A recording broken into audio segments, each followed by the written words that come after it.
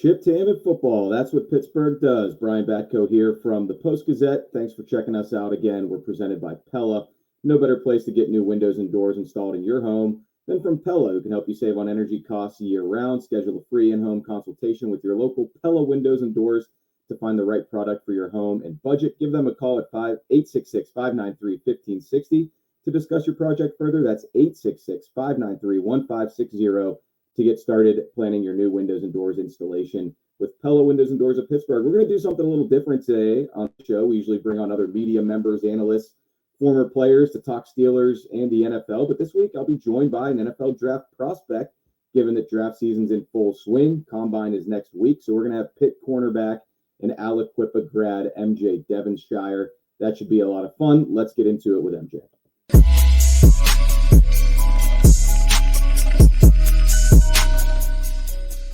All right, MJ, so you're training for the draft, and the combine coming up next week. How's all that going for you, and what are you most looking forward to help out your stock while you're out there? Is it the athletic testing, the drills, the interviews? How much are you looking forward to in this whole big first step in the process?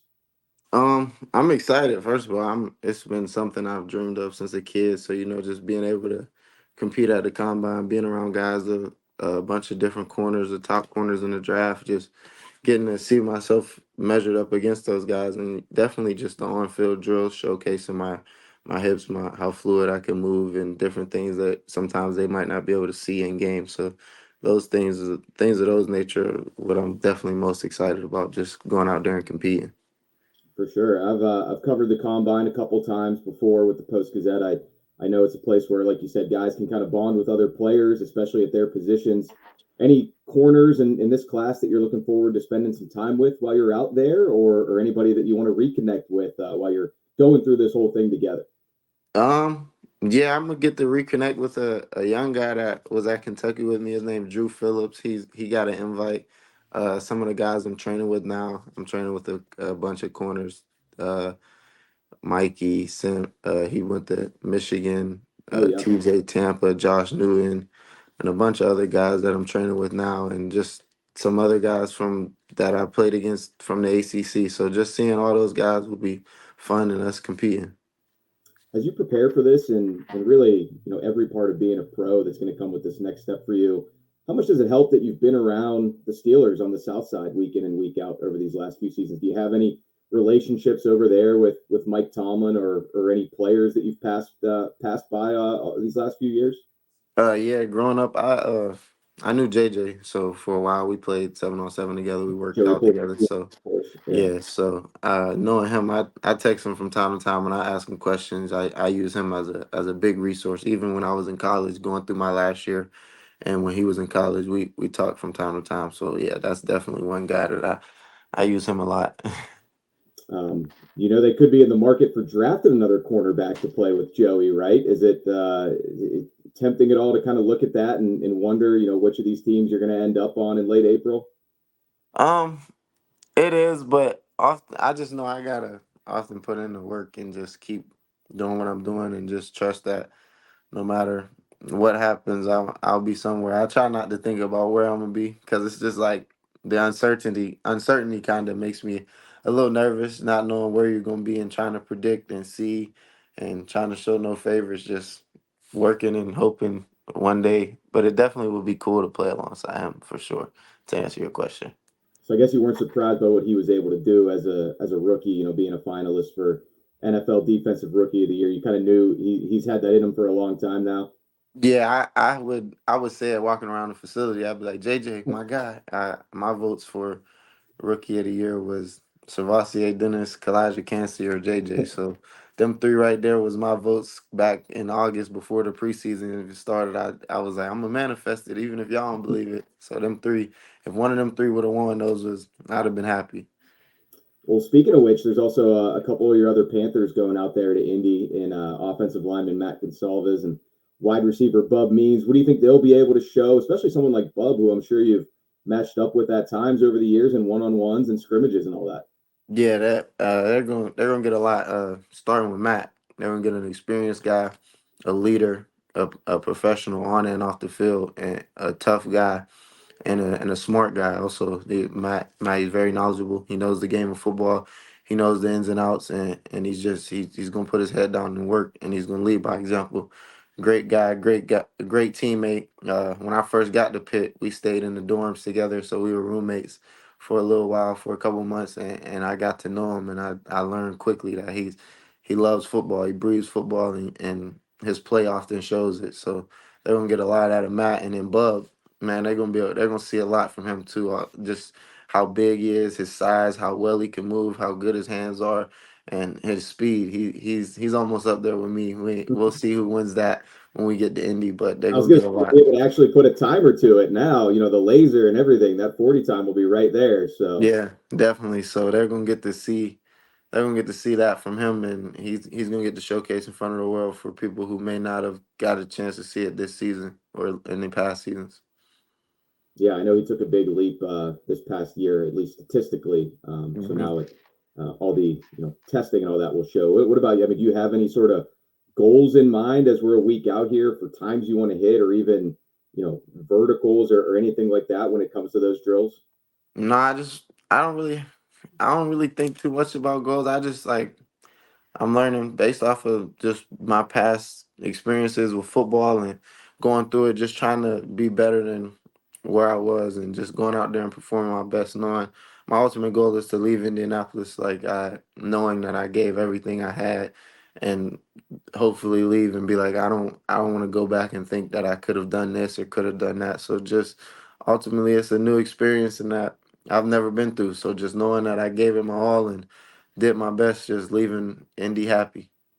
What have guys that you've talked to told you about the combine process, whether it's Joey or former Pitt teammates or even Yeah. former Aliquippa guys? Because I know it's a busy, like, what, 3 or 4 days for you guys. I don't know if you've gotten your schedule yet, but it's pretty much round the clock. You do stuff, and then at night you probably have meetings with teams, Yeah.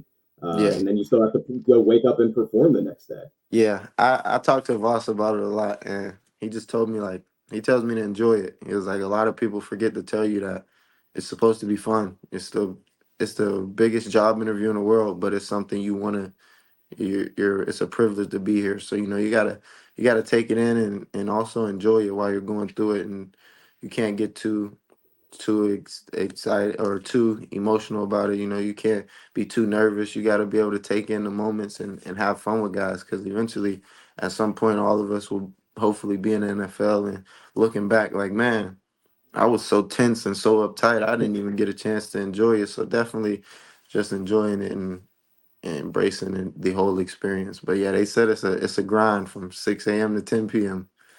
Yeah, for sure. I can even vouch for that. I mean, from the media perspective, that's good advice from Servassier, though. Just soak it in because it is a unique thing where, like, everybody in the NFL is just in downtown Indy for a week, and it's like you'll be walking down the street and you'll be like, "Hey, there's Jerry Jones in the Cowboys bus or something." So, Yeah.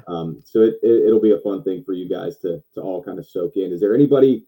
I asked you about your Pitt teammates and a guy like Bub, but is there anybody you may have faced in a real game from another team over these past few seasons, whether it was ACC or non-conference play, that you think like, man, that guy might be underrated in this draft, or I'm surprised he's not getting a little bit more buzz, if you can give credit to an opposing quarterback or wideout that you've seen over these last few seasons, Offensive guys, I don't. or even corners you may have seen Oh on yeah, tape or you've watched in games. I could give you a corner, Renardo Green from Florida Okay. State. I watch a lot of his film. I know him.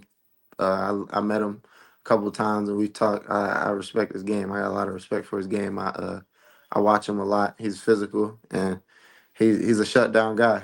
I tell him he's got a lot of me in him. So but nah, he's definitely a shutdown guy and a lot of respect for him and a bunch of those Florida State corners that they got down there. I enjoy watching them on film week in and week out. So seeing them do things often help me in my game. So yeah, definitely he's one for sure. All right, that's a name to watch, Renardo Green. I'm glad you're putting on your draft analyst hat for us here too, MJ. That's really helpful for Yeah. the show, for the Steelers fans watching and doing their draft studying. That's great. The Seminoles are probably gonna have a lot of guys picked this year on Yeah. both sides of the ball. I think when it comes to going into this combine week, I know that there's also the meetings with the teams, the coaches, assistants. What do you want to let them know about you that maybe they can't see just from looking at the film or going through the box score? Because every guy has a story behind and a context to why he did what he did, 7 interceptions over the last 2 seasons, like you, or why there weren't some opportunities maybe for plays to be made. What do you want to tell teams when you sit down face to face and get a chance to just kind of tell them who MJ Devonshire is? A true shutdown corner and a competitor. What fuels me is just how willing I am to compete. The best thing about this game is the chance to compete and lining up against a guy. It drives me knowing that I get to go and prove to this guy that I'm ultimately probably better than he is. And you get the chance to compete, and that guy also across from me thinks that he's better than I am. So he's out there trying to show it, and just knowing that competitive nature is just a lot different. Learning from guys like Ty and Darrell, you gotta figure out what makes you different, and finding that out. You go through things and you got to figure out what ultimately in that moment made you keep going and failing. You learn that I want to get back out there again. I never understood why. To me, it was like, man, if I give up a catch, why is it that I want the whole stadium to shut down and I just want it to be me and him and everybody watch us, and until I get it right. It's just that competitive nature and that wanting to compete and that will to compete, just knowing that you're getting a fierce competitor. Obviously, you mentioned that seems like a good pitch in the interview room for sure. Obviously, you mentioned Ty Law and Darrell Revis, something in the water in Aliquippa, but also too, the Pitt defensive back room over the last 6 or 7 years has churned out a lot of NFL draft picks from Jordan Whitehead to Avonte Maddox, Dane Jackson, DeMar Hamlin. What is it about that group too that it kind of gets passed down from year to year that's allowed you guys to have so much success in producing pros and then actually producing once you get to the league?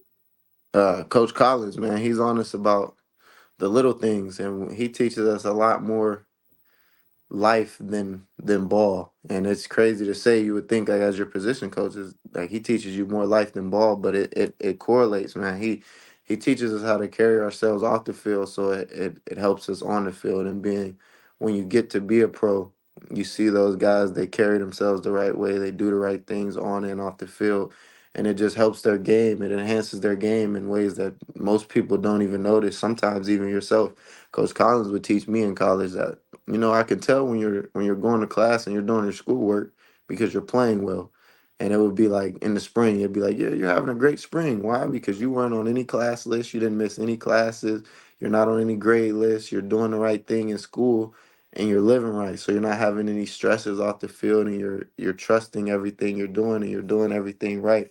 And you're checking, he calls it checking the boxes. Every day you should have some boxes in a checklist and make sure you're going through it, doing all the bare minimum, and then going above and beyond the bare minimum.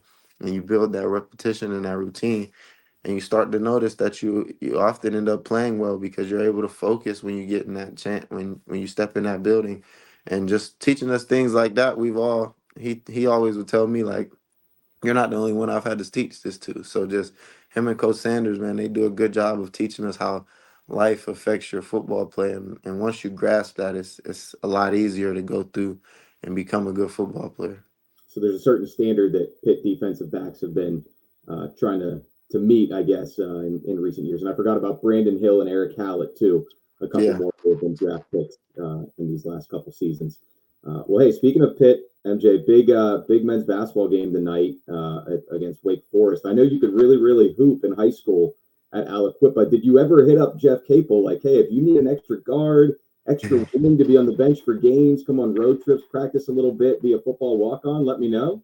Man, I never spoke to him, but I tell guys on the team, like, if y'all got some shoes or jersey, if y'all want me to come in, there would be times in the spring we love to go as a football team. There's some guys on the football team that could hoop. We'd go into Pete when they weren't practicing once the season was over, and Friday nights it'd just be pit football. But you would think we were a basketball team, and sometimes they would be in there and be like impressed, like, man, some of y'all could hoop. So yeah, we would definitely be in there getting to it, living out our hoop dreams. I was watching the celebrity game at the All-Star game the other night with like Michael Parsons and CJ Stroud trying to Yeah. put on for the NFL. How does your game compare to those guys? Are you on par? And who are some of the other top basketball players from the Pitt football team over these last couple of years?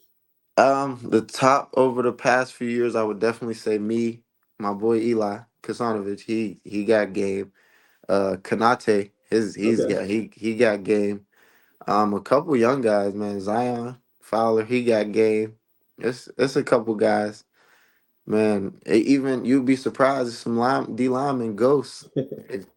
Ghost could play. He's like we call Ghost like Luka Doncic. So That's there's some Isaiah guys that definitely can play. But yeah, I watched that celebrity game and I told my brother I was like, if Michael Parsons can win MVP next year, I'm playing, and I know I can get MVP because I don't need 30 shots to get 30.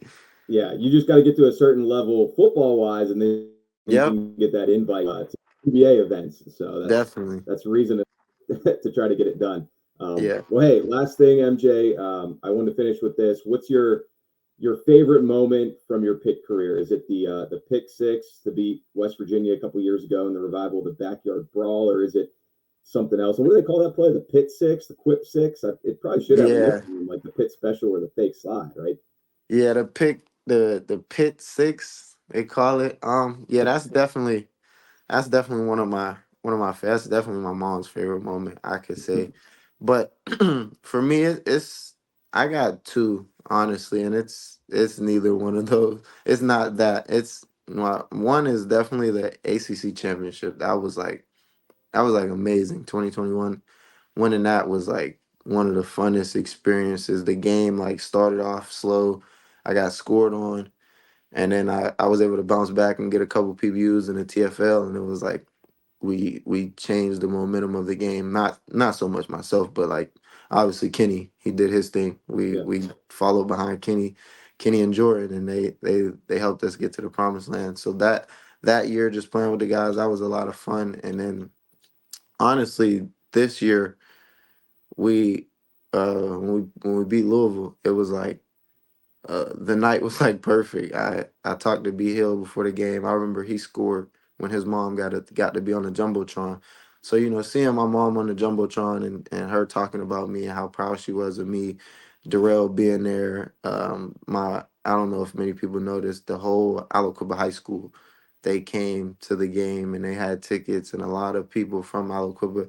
It was like the perfect night. All my friends be like, "Oh, Al Cooper was there. You went crazy. Darrell was there. He got honored. Your mom was on the jumbotron."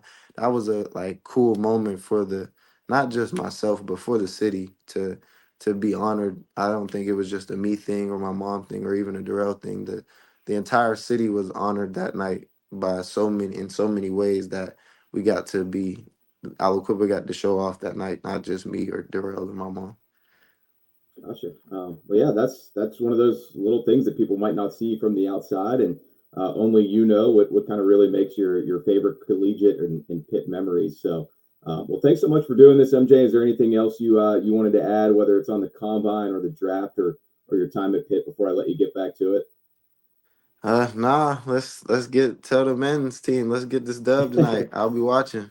Yeah, should be a good game. 9 o'clock down at Wake Forest. We'll have Noah Hiles there covering it for us, and next week at the combine we'll have Jerry Dulac, Ray Fittipaldo, and Chris Carter. I'll be back here in Pittsburgh, not making the trip to Indy this year, but I'm sure there'll be plenty of coverage and content from you, the other Pitt guys, and all the other prospects in this draft. So for MJ Devonshire from Pitt and Aliquippa, always got to mention both of those connections. It's great to have a through and through local guy on the show. Thanks for doing this, man. Good luck at the combine. For me, Brian Batko at the Post-Gazette, thanks for watching Chipped Ham and Football. We'll talk to you all next week. Thank you for checking out this content from Post-Gazette Sports. If you watch this video on YouTube, please like the video and subscribe to our channel. For all of the sports coverage the Post-Gazette has to offer, visit post-gazette.com.